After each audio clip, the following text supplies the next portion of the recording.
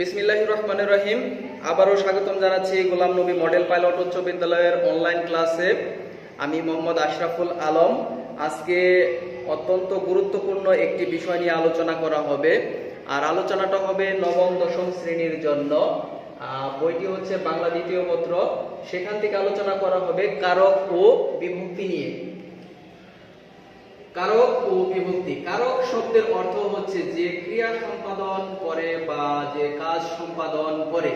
বোর্ডে আমরা লক্ষ্য করলে দেখতে পাবো বাক্যের অন্তর্গত ক্রিয়াপদের সাথে নামপদের যে সম্পর্ক তাকে কারক বলে। বাক্যের অন্তর্গত ক্রিয়াপদের সাথে নামপদের যে সম্পর্ক তাকে কারক বলে। এখানে মূলত নামপদ হচ্ছে দুইটি পদ। একটি হচ্ছে আমরা জানি পদ 5 প্রকার, সেখান থেকে নামপদ বলা হয়েছে। এটা নামপদ মূলত হচ্ছে বিশেষ্য ও সর্বনাম পদ। এই দুইটি পদের সাথে যদি ক্রিয়ার কোনো সম্পর্ক পাওয়া যায়, ক্রিয়ার সাথে যদি কোনো সম্পর্ক থাকে, তাহলে সেটি একটি কারক বলে বিবেচিত হবে। কারক সম্পর্কে আমি আরো দু একটি কথা বলতে চাই, যেটি হচ্ছে যে বাক্যের মধ্যে আমরা লক্ষ্য করলে দেখতে পাবো যে কর্তায় আসলেই আমরা অনেক সময় মনে করি যে কর্তাটাই আসলে কারক। কর্তাটা আসলে কারক নয়। কর্তার সাথে কর্তা কি করছে, কর্তা কার সাহায্যে করছে, কর্তা কোন সময়ে করছে, কর্তার কি উপকরণ দিয়ে করছে, মূলত এই সমস্ত বিষয়গুলোর সাথে যে কর্তার যে সম্পর্কটা সেটাই হচ্ছে মূলত একটি কারক হবে। এখানে আমরা যদি লক্ষ্য করি যে কারক নির্ণয়ের প্রশ্নোত্তর পদ্ধতি, কারক নির্ণয়ের প্রশ্নোত্তর পদ্ধতি। এর আগে আরো একটি কথা বলা দরকার, যেটি হচ্ছে যে কারক আসলে কত প্রকার এবং কি কি। এটি অত্যন্ত সহজ একটি বিষয়, যেটি হচ্ছে 6, 7, 8 পড়ানো হয়। যে কারক হচ্ছে 6 প্রকার: কর্তৃকারক, কর্মকারক, করণকারক, সম্প্রদানকারক, অপাদানকারক, অধিকরণকারক। যা হোক, কারকের প্রকারভেদটা আমি বলে দিলাম। এখানে আমরা নির্ণয় পদ্ধতিটা এখন জানার জন্য প্রশ্ন উত্তর পদ্ধতি। এখানে বোর্ডে লক্ষ্য করলে দেখতে পাবো কে বা কারা এই কথাটির দ্বারা প্রশ্নের উত্তরে পাওয়া যদি যায়, প্রশ্নের উত্তর যদি পাওয়া যায়, তাহলে সেটি হবে কর্তৃকারক। কে বা কারা দ্বারা প্রশ্নের উত্তরে পাওয়া যাবে কর্তৃকারক। কি বা কাকে দ্বারা প্রশ্নের উত্তরে পাওয়া যাবে কর্মকারক। কি দ্বারা কিসের সাহায্যে প্রশ্নের উত্তরে পাওয়া যাবে করণকারক। মূলত এভাবে যদি বলে দেওয়া হয় তাহলে কিন্তু আমরা বিষয়টা বুঝতে পারবো না। আমি যে বিষয়টি বলতে চাই সেটি হচ্ছে যে কোনো কিছুর যদি উদাহরণ না দেওয়া হয় তাহলে কিন্তু সেটি জটিল থেকে যায়, বা সেটি সম্পর্কে সম্যক ধারণা পাওয়া মোটামুটি একটা কঠিন বিষয়। উদাহরণ দিলে বিষয়টি অত্যন্ত পরিষ্কার হয়ে যায়। উদাহরণ দেওয়ার আগে আমি আরো একটি বিষয় নিয়ে আলোচনা করতে চাই, সেটি হচ্ছে যে এখানে বলা হয়েছে কে বা কারা দ্বারা প্রশ্নের উত্তরে পাওয়া যাবে কর্তৃকারক। যেমন আমি যদি একটা উদাহরণ বলি যে রহিম ভাত খায়। রহিম ভাত খায়। এখানে হচ্ছে রহিম ভাত খায়। রহিমের নিচে আমি ছোট্ট একটা আন্ডারলাইন করে দিলাম। তাহলে যদি বলা হয় যে রহিম কোন কারক, তাহলে আমরা লক্ষ্য করব যে রহিম আসলে কোন কারক। এটি যদি প্রশ্ন করা হয়, রহিমের নিচে দাগ আছে, এখানে আমরা মূলত প্রথমেই কারক নির্ণয়ের জন্য যে বিষয়টি লক্ষ্য করব সেটি হচ্ছে যে ক্রিয়াপদ কোনটি, এটি আমাদের জানতে হবে। ক্রিয়াপদ যদি আমরা না জানতে পারি তাহলে আমরা কারক নির্ণয় করতে পারবো না। এখানে এখন আমরা দেখতে পাচ্ছি যে এখানে সুন্দর একটা উদাহরণ লেখা হয়েছে যে রহিম ভাত খায়। তো রহিমের নিচে এখানে হচ্ছে আন্ডারলাইন করা আছে। তাহলে যদি এই ক্রিয়াপদকে প্রশ্ন করি, আমি এই ক্রিয়াপদকে যদি আমি প্রশ্ন করি, যেমন কোন কথার দ্বারা আমি প্রশ্ন করব, এই যে এখানে লেখা হয়েছে যে বিষয়গুলো, এই কথার দ্বারা প্রশ্ন করতে হবে। তাহলে এখানে এটাকে যদি আমি প্রশ্ন করি যে কে খায়, কে খায়, উত্তর বলা যাবে যে কে খায়, রহিম খায়। তাহলে যে উত্তরটা উত্তরটা পাওয়া গেল সেটি হবে কি কারক, সেটি হবে কর্তৃকারক। আর যদি উত্তর না পাওয়া যেত তাহলে সেটি কারক বলে বিবেচিত হতো না। এখন আমরা জানতে পারলাম যে কে বা কারা দ্বারা ক্রিয়াকে প্রশ্ন করে যদি কোনো উত্তর পাওয়া যায় তাকে বলা হয় কর্তৃকারক, তাকে বলা হয় কর্তৃকারক। এখানে আমি আরেকটি কারক দেখাতে চাই। যেমন এখানে বলা হয়েছে কে, এই কেটাকে যদি আমি বাদ দিয়ে এই আন্ডারলাইনটাকে যদি আমি বাদ দিয়ে আন্ডারলাইনটা আমি এখানে করি তাহলে কিন্তু কারক ভিন্ন হয়ে যায়। কিভাবে ভিন্ন হয়ে যায়? এখন যদি এটাকে প্রশ্ন করা হয় কে খায়, আসলে এটার নিচে তো দাগ দেওয়া হয় না, দাগ দেওয়া হয়েছে এটার নিচে। তাহলে এখানে প্রশ্ন মেলাতে হবে যে কে খায়। আগে প্রশ্ন কে খায়, আগে উত্তর ছিল রহিম, কিন্তু এটা তো ভাতের নিচে আন্ডারলাইন, এটাকে তাহলে অন্য একটা কারক দ্বারা প্রশ্ন করতে হবে কি খায়, কি খায়। তাহলে প্রশ্ন করি কি খায়,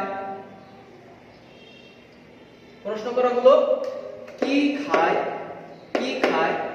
তাহলে এর উত্তর আছে কি খায়, ভাত খায়।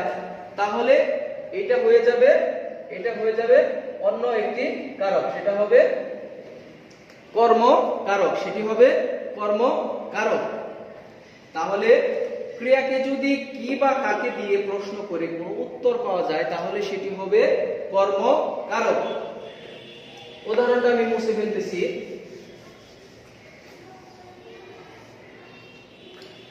এখানে যদি আমি আরো একটি উদাহরণ লিখি, রহিম দিয়ে লিখলাম রহিম